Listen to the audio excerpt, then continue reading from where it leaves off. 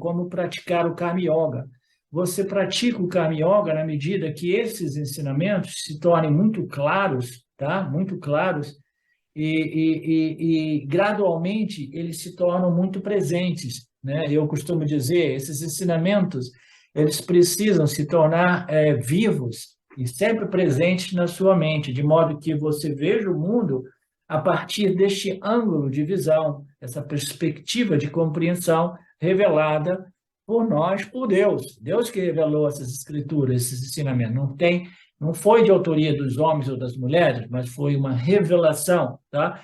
Então, esta compreensão do Karma Yoga irá nos permitir, né, a viver, né, do ângulo, né, de compreensão, né, mas esses ensinamentos eles precisam ser compreendidos, a lógica racional, a análise lógica precisa ser compreendida, aceita, e gradualmente ela precisa se tornar viva no intelecto humano, de modo que eu viva a partir desta perspectiva de compreensão, de visão, de percepção. Veja bem, cada um de nós vive, né? Cada um de nós vive percebendo o mundo de um modo muito pessoal, único. O mundo é o mesmo, mas cada um de nós tem uma visão e uma interpretação dos eventos do mundo distinta. Por quê? A gente vê o mundo através das nossas vássanas, das nossas tendências, os nossos viés subconscientes e etc, etc. Nossa programação, né? O nosso condicionamento, né? Cada um de nós vê um mundo específico com base neste instrumento de percepção, de visão, tá? Que é condicionado pelo programa de cada um de nós, tá?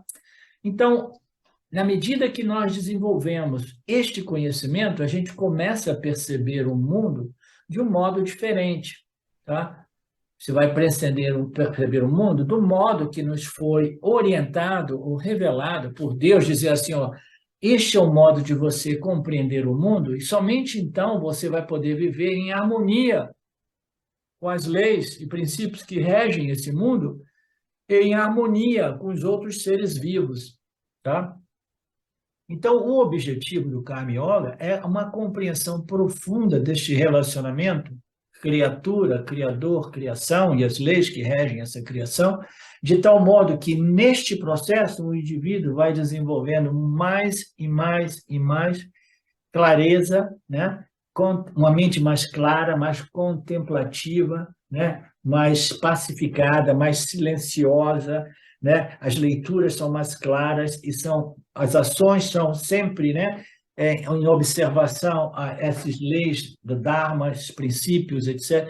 Então, é uma vida que, naturalmente, o indivíduo vai desenvolvendo as qualificações para o Jnana Yoga, que é o estágio final do Vedanta. Então, dentro do Karma Yoga, nós compreendemos o quê? O que é o Criador, o que é a criatura, quais são as leis que regem a criação, o modo qual eu preciso viver neste mundo, e, naturalmente, eu estarei convertendo as minhas ações em devoção, as minhas ações em práticas religiosas, porque eu estou vendo o mundo do ponto de vista, né, do ponto de vista da criatura que vê a criação como o Criador manifesto.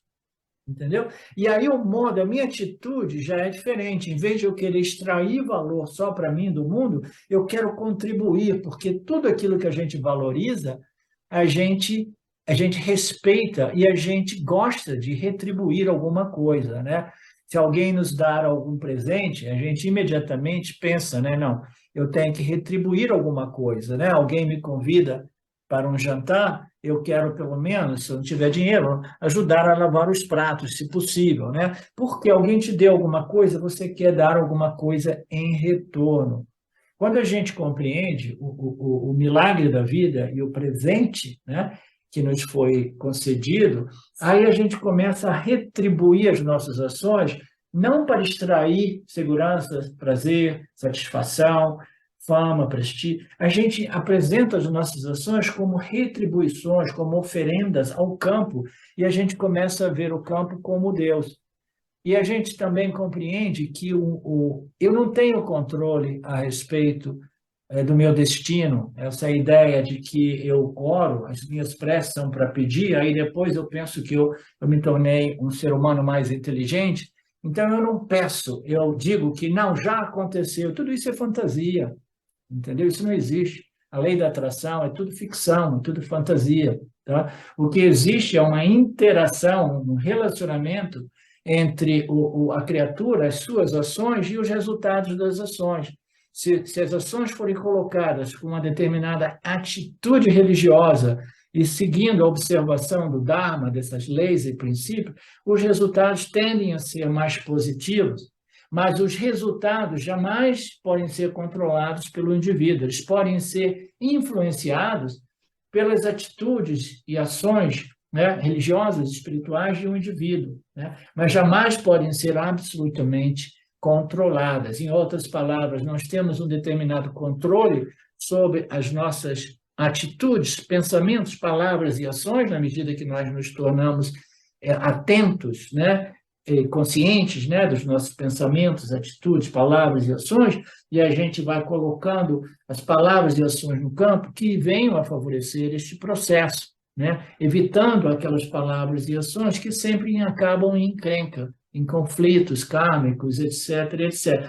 Então, a gente tem um certo controle limitado de nossas ações e palavras, mas a gente não tem um controle do nosso destino. Por quê? Porque Deus também é a totalidade de todos os fatores cósmicos e pessoais, locais, né, nacionais, planetários. Todos os fatores do universo eles corroboram para os destinos de todos os seres vivos.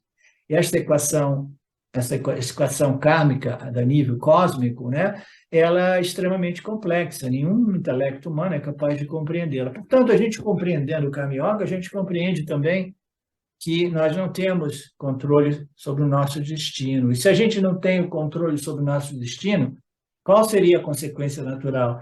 Eu relaxo, porque é uma missão impossível tentar controlar o meu destino, é uma infantilidade tentar controlar o meu destino.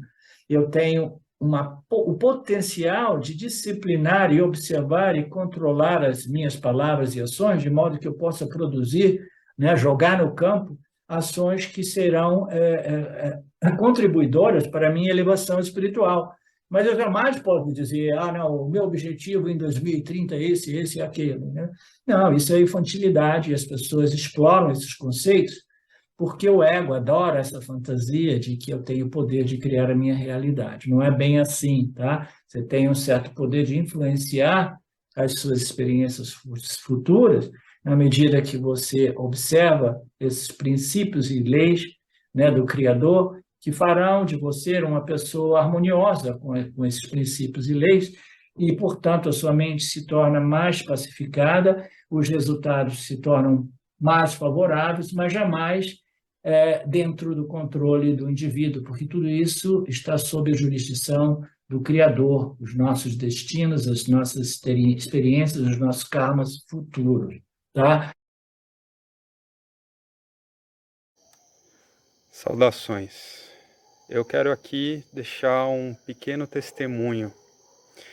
Através do estudo do Vedanta, com os ensinamentos sendo esclarecidos especificamente pelo professor Arlindo Nagar, foram canceladas em mim algumas noções que eram relacionadas com a ideia que eu tinha a respeito de alcançar algo que representasse uma grande realização espiritual. Então o Vedanta fez com que, pela compreensão, a minha mente ela abandonasse o papel de buscador espiritual. E isso para mim foi um marco inicial para uma outra relação com o processo de desenvolvimento espiritual, do qual, saibamos disso bem ou mal, é um processo que fundamenta a vida de todos nós. E eu digo isso para estimular todos aqueles que chegam no Vedanta Brasil e entendem que podem se beneficiar da profunda imersão direcionada para o autoconhecimento que é promovida nesse grupo de estudos, que é um grupo que existe graças ao trabalho altruísta do professor Arlindo Nagar, suportado também pelo trabalho voluntário de pessoas que contribuem para a manutenção do grupo de diversas maneiras. E entre as várias formas de contribuir com esse trabalho, as contribuições regulares em dinheiro, elas são necessárias. Então, se você se beneficia do trabalho desenvolvido no Grupo de Estudos Vedanta Brasil, faça uma contribuição. Qualquer quantia é muito bem-vinda. As informações para transferências em dinheiro ficam disponíveis na seção Avisos do nosso grupo no Facebook e serão colocadas na descrição desse vídeo aqui também. Namaskaras.